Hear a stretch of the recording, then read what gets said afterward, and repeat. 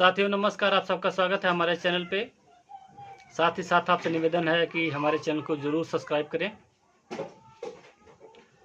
साथियों, जनता का जो जनादेश है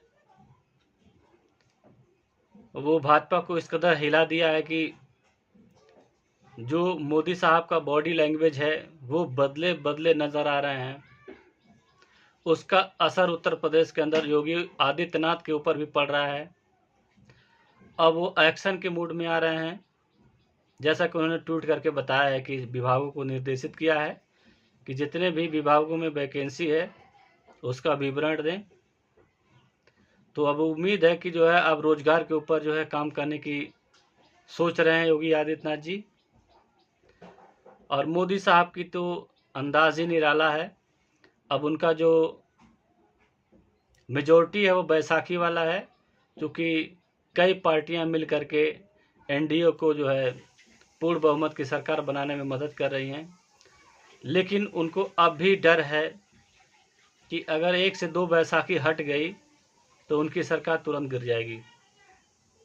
और पहले जो उनकी अकड़ थी, यूँ कह लीजिए उनकी बॉडी लैंग्वेज जो थी वो अलग थी।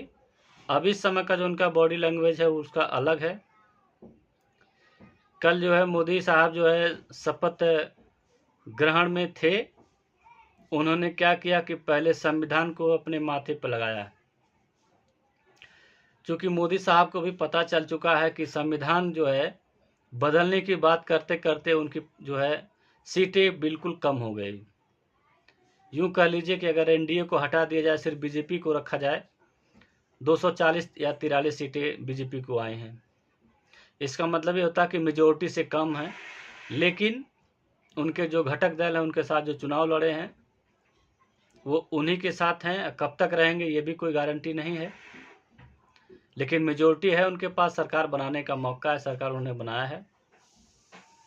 लेकिन कल का जो नज़ारा हम देखे, इसके पहले हम कभी नहीं देखे थे।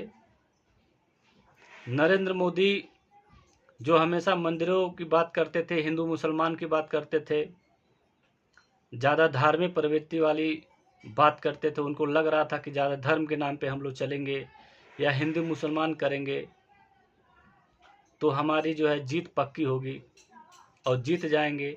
उनके सांसद विधायक का जो बॉडी लैंग्वेज था वो अलग ही था।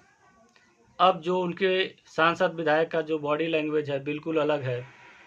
इस बार मेजोरिटी तो आई है बीजेपी की, लेकिन वो खुशी नज़र नहीं आ रही है। चाहे उत्तर प्रदेश में देख लिया जाए और चाहे उत्तर प्रदेश के बाहर देख लिया जाए। लेकिन अच्छा लगा, संविधान के सामने मोदी जी को झुकना पड़ा। संविधान वो ताकत है जिसको बड़े बड़े लोगों को झुकाती है। संविधान की अवहेलना कर रहे थे और उनकी कुर्सी जाते जाते बची, और कब तक बचेगी इसकी भी कोई गारंटी नहीं है। तो साथियों, ये संविधान की बात है। संविधान बचाने वाले एक तरफा हो गए, एक तरफ वोट कर दिए। उनके जो सांसद थे इस कदर ओवर कॉन्फिडेंस में चल रहे थे। कई सांसद ऐसे थे जो कह रहे थे कि जो है 400 सीट चाहिए संविधान बदलने के लिए। तो 400 सीट उनको चाहिए संविधान बदलने के लिए, और जनता ने ऐसा मैंडेट दिया कि संविधान बदलने की बात छोड़ दीजिए, संविधान को माथे से लगाना पड़ जा रहा है। हालांकि ये मास्टर स्ट्रोक नहीं कह सकते इसको योगी जी का कि उन्होंने माथे से लगाया संविधान। उन्होंने जनता को संदेश दिया कि संविधान सर्वोपरि है, हम संविधान के साथ छेड़छाड़ नहीं करेंगे। हालांकि चाहे कांग्रेस हुई चाहे बीजेपी हुई, दोनों मिला करके संविधान का 106 संशोधन ये लोग कर चुके हैं, संविधान को बिल्कुल कमज़ोर कर चुके हैं। रही बात रिजर्वेशन की, रिजर्वेशन को भी लोग काफ़ी कमज़ोर कर चुके हैं, चूँकि सभी विभागों को ये लोग प्राइवेट सेक्टर में कन्वर्ट कर रहे हैं। जिसका सीधा मतलब ये हुआ कि संविधान में जो नियम कानून कायदे हैं वो चलता रहेगा, लेकिन जो रिजर्वेशन में है, जो आम जनता, गरीब जनता के लिए जो संविधान में जो व्यवधान दिया गया था उसको धीरे धीरे लोग हल्का कर दे रहे हैं। चाहे शिक्षा विभाग को देख लीजिए, अब धीरे धीरे कॉर्पोरेट के हाथों में चला जाएगा।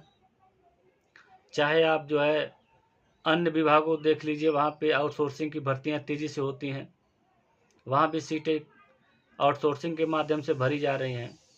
लेकिन कुछ ऐसे जनता हैं जो उनके कामों को अंधभक्त की तरह पसंद कर रहे थे, चाहे वो प्राइवेट कर दें, चाहे सरकारी कर दें, चाहे कुछ भी कर दें, खाली रहना चाहिए मोदी। लेकिन इस बार संविधान बचाने वाले बीजेपी के पक्ष में नहीं वोट किए, विपक्ष में वोट किए, जिसकी वजह से मोदी को संविधान को माथे से लगाना पड़ा। ये है संविधान की ताकत। साथ ही ये वीडियो कैसा लगा आपको कमेंट्स में ज़रूर बताएं। हमारे चैनल को सब्सक्राइब जरूर करें। धन्यवाद।